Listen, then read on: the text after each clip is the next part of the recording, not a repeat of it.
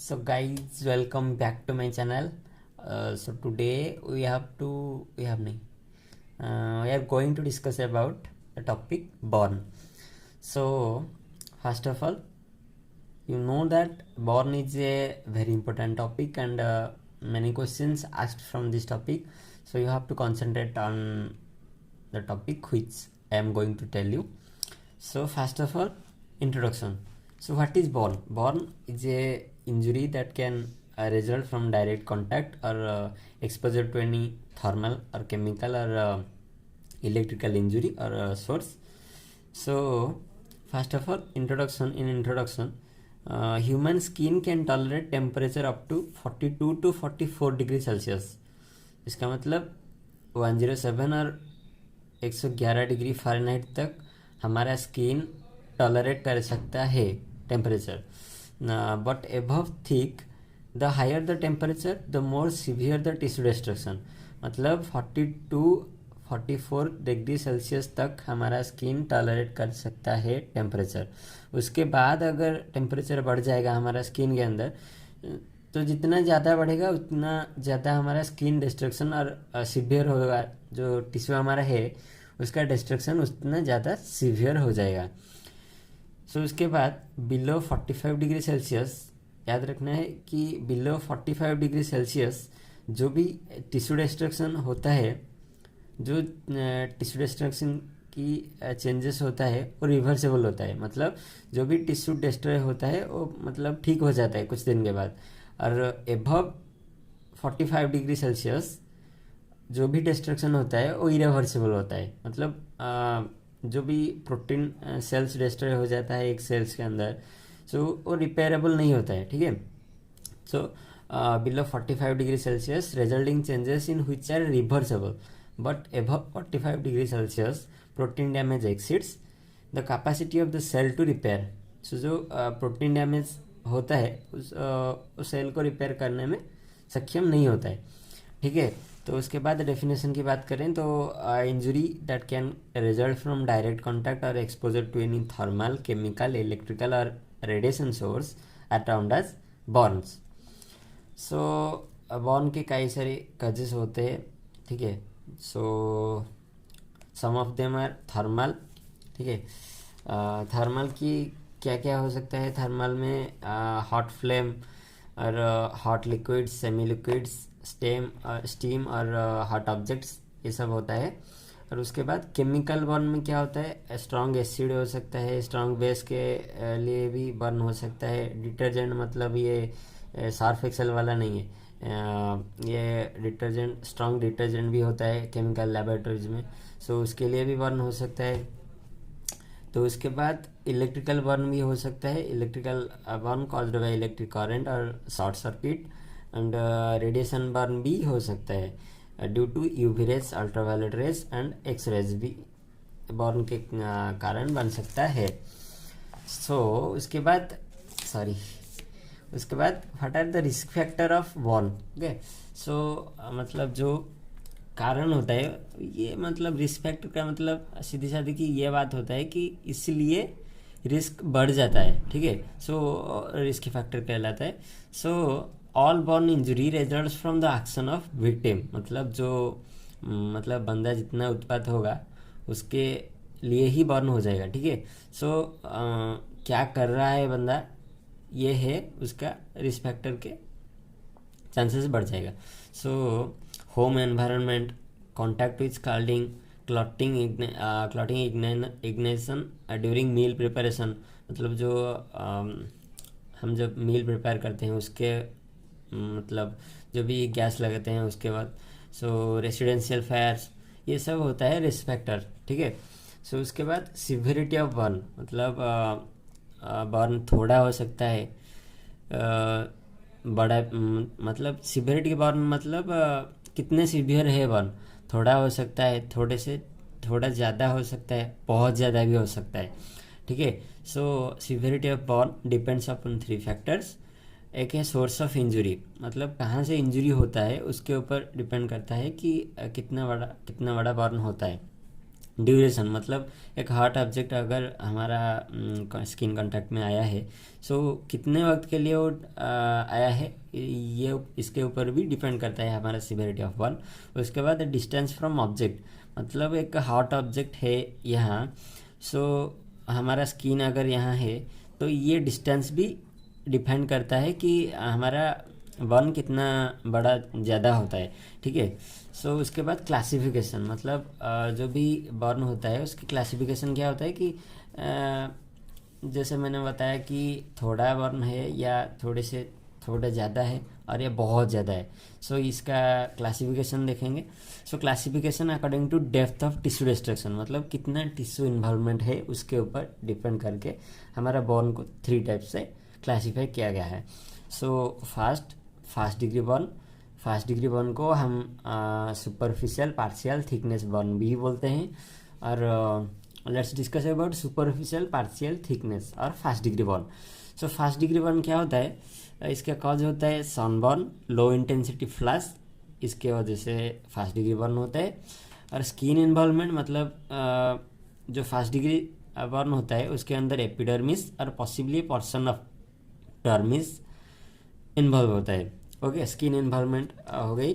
सो उसके बाद यहाँ क्या मतलब देखने का क्या बोलेगा, रेडेंट एंड ब्लांचेस विथ प्रेशर, मतलब जो भी जगह फास्ट डिग्री बर्न के कांटेक्ट में आया होगा वो रेड होगा, वो जगह रेड होगा। और ब्लांचेस विथ प्रेशर, मतलब प्रेशर आप डालोगे तो ब्लांचिंग टाइप हो जाएगा। आप ब्लांचिंग का मतलब गूगल कर सकते हैं, तो आपको समझ में आ जाएगा कि ब्लांचिंग का मतलब क्या होता है, ठीक है। तो उसके बाद discomfort last up to 48 hours, जो फास्ट डिग्री बर्न होता है उसके डिस्कम्फर्ट जो रहता है लगभग 1 दिन ही रहता है, 48 आवर्स तक ले रहता है, हमें डिस्कम्फर्ट लगता है। उसके बाद डिस्क्वामेशन पीलिंग इन 3 to 7 डेज, डिस्क्वामेशन और पीलिंग जो होता है स्किन का वो 3 से 7 दिन तक रहता है। सो उसके बाद ये सिम्टम्स क्या होता है, एक फास्ट डिग्री बर्न के अंदर सिम्टम्स आता है टिंगलिंग रहना, हाइपर एस्थेसिया रहना और pain that is soothed by cooling, मतलब जो पेन होता है वो थोड़ा सा कूल ऑब्जेक्ट आइस देने के बाद थोड़ा आराम लगता है, पेन दैट सुथेड विथ कूलिंग। उसके बाद सेकेंड डिग्री बर्न आता है, जो भी पार्शियल थिकनेस बर्न भी कहा जाता है। सो पार्शियल थिकनेस बर्न की कॉज कौन कौन सा होता है, सो इसका कॉज होता है स्काल्स, फ्लैश एंड फ्लेम, ये तीन के वजह से पार्शियल थिकनेस और सेकेंड डिग्री बर्न हो जाता है। उसके बाद सेकेंड डिग्री बर्न के स्किन इन्वॉल्वमेंट रहता है। अब फास्ट डिग्री क्या क्या रहता था, फास्ट डिग्री में अपर एपिडर्मिस रहता था और उसके बाद अपर डर्मिस भी रहता था। यहाँ पे सेकेंड डिग्री पे पोर्शन ऑफ डिपर डर्मिस की इन्वॉल्वमेंट होता है, जिसलिए इसको सेकेंड डिग्री कहा जाता है, ठीक है। सो उसके सिम्टम्स क्या क्या रहेगा, सेकेंड डिग्री में सिम्टम्स वही पेन रहेगा, हाइपर एस्थेसिया रहेगा और सेंसिटिव टू कोल्ड रहेगा। उसके बाद अपीयरेंस क्या रहेगा, यहाँ पे ब्लिस्टर हो जाएगा और मोटल्ड रेड बेस हो जाएगा, मतलब जो रेड एंड स्किन होता है, और ब्रोकन एपिडर्मिस का टीयर हो जाएगा। उसके बाद एडेमा भी देखने को मिलेगा और वेट मतलब पानी जैसा वहाँ पे थोड़ा दिखने का मिलेगा स्किन पे, और साइनी और विपिंग सरफेस, जो भी बॉन्ड सरफेस होगा वो साइन करेगा और विपिंग सरफेस होगा। उसके बाद इसकी कोर्स क्या होगा, ये रिकवरी लगेगा, मतलब 4 वीक लगेगा, 2 to 4 वीक लगेगा रिकवरी करने के लिए सेकेंड डिग्री बर्न को। और सम स्कारिंग एंड डिपिगमेंटेशन कॉन्ट्रैक्चर रहेगा। इन्फेक्शन में कन्वर्ट इनटू फुल थिकनेस, अगर सेकेंड डिग्री के मैनेजमेंट ठीक से, सेकेंड डिग्री बर्न के मैनेजमेंट ठीक नहीं किया जाएगा, सो उसकी जो इन्फेक्शन हो गया, अगर इन्फेक्शन हो गया उसमें, तो ये फुल डिग्री थिकनेस बर्न में भी कन्वर्ट हो सकता है। तो उसके बाद full thickness burn, so full thickness burn को अदरवाइज हम बोल सकते हैं थर्ड डिग्री बर्न भी बोल सकते हैं। इसके कॉज क्या होता है, इसके कॉज फ्लेम हो सकता है और prolonged exposure to hot liquid हो सकता है, इलेक्ट्रिक बर्न और केमिकल बर्न भी हो सकता है। सो उसके बाद थर्ड डिग्री बर्न की स्किन इन्वॉल्वमेंट क्या होता है? थर्ड डिग्री बर्न की स्किन इन्वॉल्वमेंट होता है एपिडर्मिस तो होगा ही होगा, एंटाडर्मिस भी होगा, जो डीपर डर्मिस वो भी होगा, और सबक्यूटेनियस टिश्यू यहाँ पे इन्वॉल्व रहेगा, और connective tissue muscle and bone भी हो सकता है, क्योंकि यही एक सबसे बड़ा क्षति पहुंचाता है आपको, ये थर्ड डिग्री बर्न जो बड़ा वाला बर्न होता है। सो सिम्टम यहाँ पे मतलब पेन फ्री रहेगा। क्यों? क्योंकि यहाँ पे जो भी नर्व एंडिंग्स होता है वो सब जल जाएगा, तो नर्व ही नहीं रहेगा तो पेन कैसे फील होगा आपको? ठीक है। सो यहाँ पे जो थर्ड डिग्री बर्न होता है ये पेन फ्री होता है। यहाँ पे शॉक भी देखने को मिलता है, हाइपोवोलेमिक शॉक। क्यों देखने को मिलता है? मतलब जो इंटरस्टिशियल फ्लूइड होता है हमारे बॉडी में अंदर, इंटरस्टिशियल फ्लूइड, इंटरसेलुलर फ्लूइड, ये सब डिप्लीशन होता है, मतलब सब डिस्ट्रॉय हो जाता है। सो हेमाचूरिया भी देखने को मिलेगा और हेमोलाइसिस भी हो जाएगा ब्लड के अंदर। तो उसकी थर्ड डिग्री जो बर्न होता है उसका अपीयरेंस क्या होता है? और ड्राई होता है, पेल और वाइट होता है, charred broken skin with fat exposed and oedema भी देखने को मिलता है थर्ड डिग्री बर्न के अंदर। सो जो थर्ड डिग्री होता है, थर्ड डिग्री बर्न होता है, उसके कोर्स लगभग ज़्यादा होता है, मतलब फर्स्ट डिग्री या सेकंड डिग्री से कई गुना ज़्यादा होता है, और ये सेल्फ रिवर्सेबल नहीं होता है। उसके स्किन ग्राफ्टिंग और जो हमारा होता है स्पॉन्टेनियस रिकवरी नहीं होता है, उसके लिए हमारा स्किन ग्राफ्टिंग की रिक्वायरमेंट भी पड़ती है। सो जो कोर्स होता है थर्ड डिग्री बर्न के अंदर, ये full thickness dead skin suppurates and liquefies 2 to 3 weeks। मतलब जो स्किन डिस्ट्रॉय हो गया है बर्न के अंदर, उस कम्प्लीटली डिस्ट्रॉय होने के लिए और लिक्विफाई होने के लिए ही 2 to 3 weeks लगता है। सो उसके बाद spontaneous healing is impossible and it requires removal of eschar, मतलब जो डिस्ट्रॉयड टिश्यू होता है उसका रिमूवल रिक्वायर करता है, तो ही मतलब ये जो न्यू स्किन का इरप्शन हो पाएगा।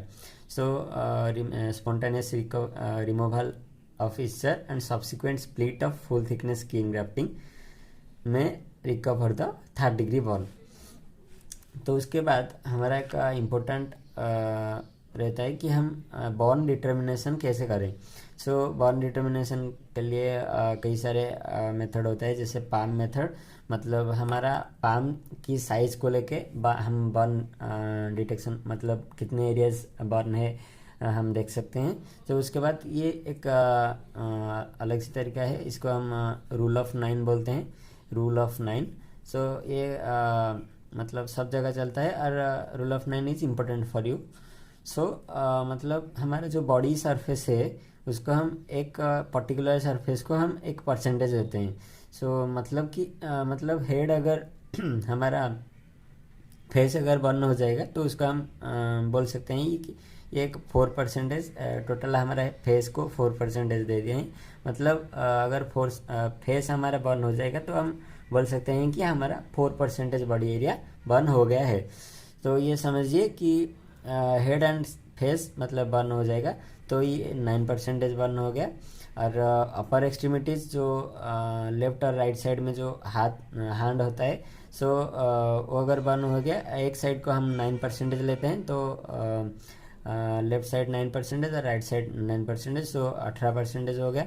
उसके बाद लोअर एक्सट्रीमिटीज जो होता है, एक लेग को 18% लेते हैं, so left leg 18%, right leg 18%, दो लेग मिला के 36%। उसके बाद बैक, हमारा जो बैक होता है उसको हम 18% लेते हैं, और जो चेस्ट साइज होता है, चेस्ट साइड होता है, उसको हम 18% लेते हैं। तो बैक एंड चेस्ट को लेके 36% होता है, और जो जेनिटलिया रह गया है वो भी 1% कैरी करता है। सो इस तक मतलब बर्न पहुंच जाएगा, तो मतलब सोच सकते हो कितना सीवियरिटी होगा बर्न का, बहुत दर्द होगा नहीं। तो ये है rule of 9 method. Okay, so I think I am able to define something and you will be acquire some knowledge about burn, degrees of burn and causes क्या होता है, क्या symptoms होता है, कितने स्किन इन्वॉल्वमेंट होता है, जो बर्न कैसे हम डिटरमाइन करें, मतलब रूल ऑफ 9 क्या होता है, ठीक है। तो thank you for today this much, we will manage, मतलब जो बॉर्न की मैनेजमेंट होता है एक नेक्स्ट सेशन के अंदर पढ़ लेंगे, ठीक है। Thank you. म्यूजिक